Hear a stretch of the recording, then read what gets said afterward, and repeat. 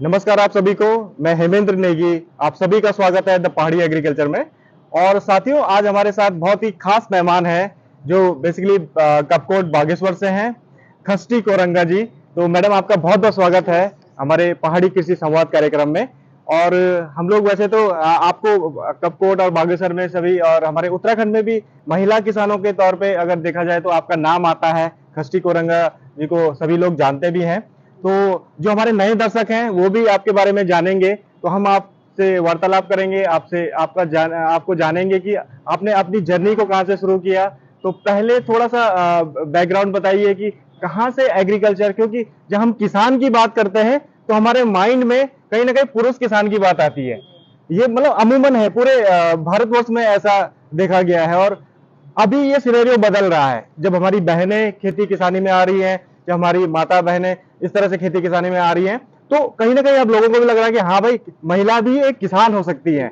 और आज हमारे पास उदाहरण है ऐसी महिला किसान। तो मैडम, कहाँ से ये मन में आया कि आपको खेती किसानी में जाना है, इस तरह से शुरुआत करनी है?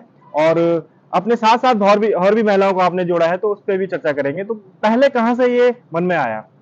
सबसे पहले तो मैं आपका बहुत-बहुत थैंक्स करना चाहूँगी और मुझे आपके साथ जुड़ने का मौका मिला और अपनी बातों को आपके साथ बैठ के शेयर करने का मौका मिला।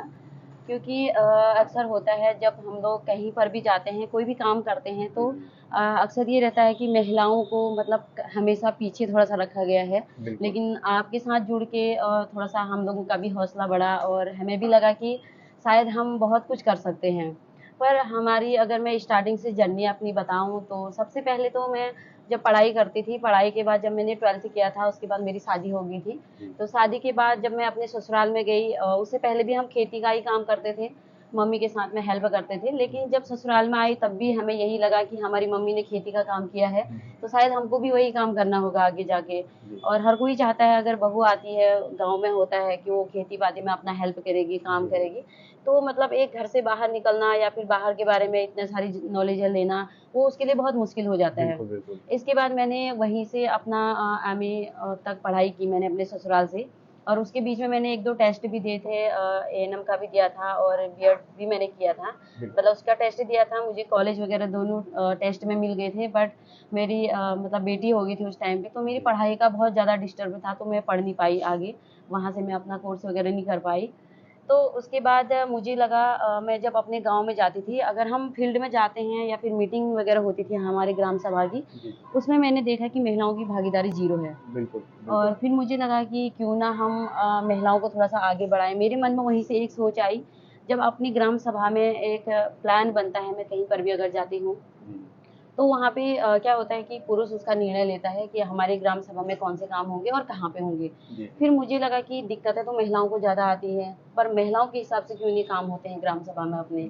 तो जाके फिर मैंने धीरे-धीरे मतलब ये सोचा कि क्यों ना हम महिलाओं की भागीदारी हम मीटिंग में ज़्यादा बढ़ाएँ और उसके बाद हमारी जो भी ग्राम सभा की योजनाएँ बनेंगी, वो महिलाओं के हिसाब से तैयार होंगी। तो धीरे-धीरे हमने वहाँ से शुरू किया। उसके बाद हमें लगा कि खेती में जब महिला सारी सुबह से लेके शाम तक जुड़ी है, हर चीज़ से वो कर रही है, लेकिन पुरुष किसान की अगर हम बात करें, तो पुरुष मतलब पहाड़ों में जो हमने देखा है उसमें सिर्फ़ हल वो खेत में लगाते हैं, ट्रैक्टर वगैरह वो खेत में लगाते हैं, लेकिन बाकी चीज़ें सारी महिला करती है। तो मुझे लगा कि अगर सब कुछ महिला कर रही है, अगर कहीं पे किसान का नाम आता है या फिर किसान को सम्मानित किया जाता है या कोई ट्रेनिंग वगैरह दी जाती है, तो वहाँ पे पुरुष रहता था हमेशा ना।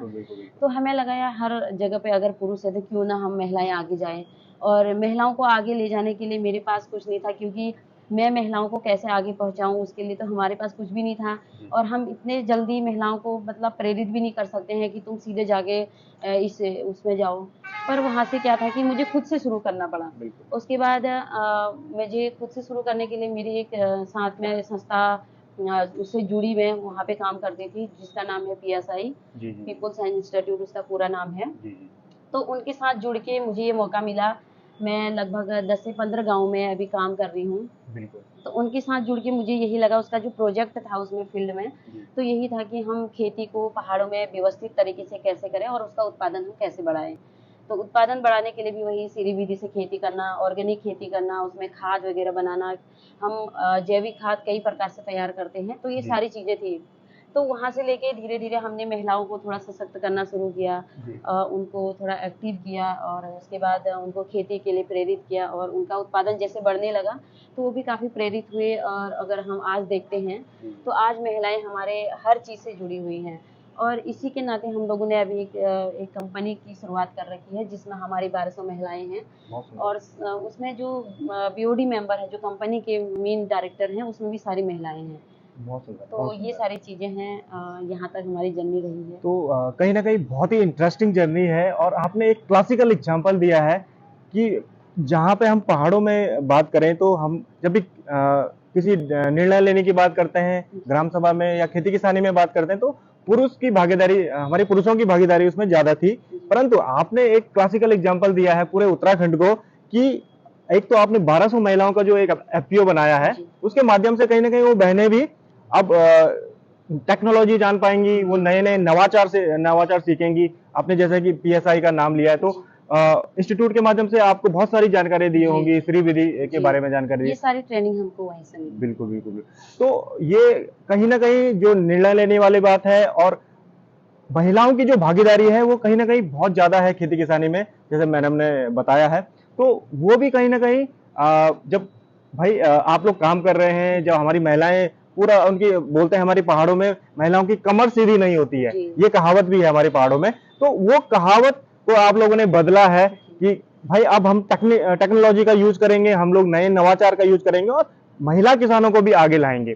तो मैडम अभी करंट में आप लोग क्या-क्या चीज़ें कर रहे हैं और महिलाओं को कैसे और प्रेरित कर रहे हैं कि वो क्योंकि पहाड़ों में लोगों को समझाना थोड़ा टफ भी है, तो आप उस चुनौती को कैसे देख रहे हैं? दरअसल ये है अगर हम जैसे खेती पे अगर हम बात करते हैं उससे उससे पहले मैं ये बताने से पहले एक छोटा-सा उदाहरण दूँगी। हमारा एक उस क्षेत्र में कपकोट के एक बुरमोला गाँव है, मतलब बड़ेत गाँव है पर उसका एक हैमलेट बुरमोला है। जी, जी। तो वहाँ पे जो महिलाएँ थी अगर हम वहाँ पे काम कर रहे थे जिस टाइम पे संस्था के साथ जुड़ के, तो बिल्कुल भी उनके पास टाइम नहीं था। वो कहते थे हमारे खेती है, जंगल है, जानवर हैं, ये सब चीज़ पे वो बिज़ी रहते थे। जी, जी। तो वहाँ पे हम लोगों ने मतलब जब जितनी चुनौतियाँ हमारे वहाँ से आई, हमने सब कुछ वहीं से सीखा। बिल्कुल। क्योंकि हमने कहा हमने इस क्षेत्र पे काम करना है, इनको आगे बढ़ाना तो है ही, लेकिन हम किस तरीके से कौन-सी विधि हम इनके साथ अपनाएँ, कौन-सी चीज़ें हम करें कि ये प्रेरित हो जाए। तो वहाँ से हमने कहा चलो आप लोग अगर ऐसे नहीं बैठते हो, आपको दिन में टाइम नहीं होता है, तो हमने रात के 9 बजे तक वो अपना काम करते थे। 9 बजे के बाद उनके साथ हम बैठते थे 12 बजे तक। तो हमने ये सारी वहाँ पे जितनी भी मीटिंगें की, ट्रेनिंगें की, सारी हमने 12 बजे तक की रात में। अब उन्होंने कहा कि चलो इतनी चीज़ें तो आप लोगों ने बता दी है, लेकिन हमारे यहाँ पे बहुत ज़्यादा जंगली जानवर हैं और रात में सूअर है, भालू है, ये सब चीज़ें हैं। तो उसके लिए भी हमने उनके लिए एक प्लान बनाया। हमने कहा क्यों ना हम इनके साथ रात में 12 बजे तक जब बैठते हैं, तो रात वाला जो है हम क्यों ना एक राउंड हम इनके खेतों में होके आएँ। और कहीं-कहीं पे हम थोड़ा-सा जो लकड़ी वगैरह होती है उसको एक जगह पे जला के थोड़ा-सा इससे भी जानवर कम आ सकते हैं रात में। और दिन के लिए जो हमने उनसे बात की तो उनको एक ग्रुप बनाया हमने। हमने कहा कि अगर आपको खेती बचानी है, आपको इनकम लेना है, तो आप क्या करेंगे अपने चारों तरफ दिन में हर किसी की ड्यूटी लगाएँगे। वहाँ पे 40 परिवार हैं और महीने में 30 दिन होते हैं और जिस दिन जिसका कोई इमरजेंसी होता है उसको छुट्टी दे दो, बाकी आप 30 दिन पूरे दिन में एक-एक राउंड मारो। तो उन लोगों ने ऐसा कहना माना, जब वो प्रेरित हुए तो वो लोग गए और उन्होंने बंदरों को मतलब इस बार बिल्कुल उनके यहाँ पे आते नहीं हैं। जब मतलब हम किसी चीज़ को रोज़-रोज़ अपने सामने से भगाते हैं, तो वो दोबारा-तिबारा आने की कोशिश इतना नहीं करेगा। बिल्कुल। एक तो ये था वहाँ से जो हमको सीखने का बहुत अच्छा मौका मिला था और वहाँ पे जो पहले इनकम ले रहे थे लोग, मतलब छोटी अपनी सब्ज़ी किचन गार्डन का वो करते जी, थे, जी, जी। जो अपना यूज़ करते थे और थोड़ा-सा अगर बेचते होंगे तो 10-15 किलो, 20 किलो ऐसे वो बेचते थे। और आज अगर हम बात करते हैं 70 से 80 हज़ार रुपए की इनकम वो 6 महीने में लेते हैं, एक किसान। बहुत सुंदर, ये तो और बहुत ही अच्छा है। लगभग 15 लाख तक का उनका सालाना टर्नओवर है, तो वो वाह! बहुत अच्छा काम करते हैं। तो यही चीज़ें हमारे मन में आई और हमने इसको फिर थोड़ा-सा और आगे करने की कोशिश की, इसको बढ़ाने की कोशिश की और आज जो हम कर रहे हैं, क्योंकि हम लोगों ने उत्पादन भी बढ़ाया, महिलाओं को सशक्त भी किया, ये सब कुछ किया तो लेकिन आगे हमें ये लगा कि इनका जो उत्पादन होता है, जी। कोई भी आदमी आ रहा है बाहर से, पहाड़ के आदमी को ठगना बहुत आसान होता है। वो हमने देखा है, कोई भी जी। आता है हमारे पास में, वो कहता है, "अगर आपके पास ये है, हम इतने रुपए देंगे, आप हमें दे दो।" हुँ, हुँ। और आगे जाके वो उसकी ग्रेडिंग, पैकेजिंग, लेबलिंग करके वो अच्छे अच्छे इनकम अच्छे लेता दामों है में वो। हाँ। सही बात है। तो हमें लगा कि अगर जब हम यहाँ तक इतनी मेहनत हम लोगों ने इनके साथ में कर रखी है, क्यों ना हम सीधे किसान का प्रोडक्ट जो है एक कस्टमर तक पहुँचाए। मतलब उनका जो बीज का या बिचौली जो आते हैं, उनका जो मुनाफा वो लोग लेते हैं, तो वो चीज़ें हम क्यों ना आधा किसान को दे दें और अच्छे रेट पे उनका इनकम दें। तो हम ऑर्गेनिक खेती तो कर रहे हैं, लेकिन उनका जो उत्पादन है उसके लिए हमने एक आउटलेट कपकोट में खोला हुआ है।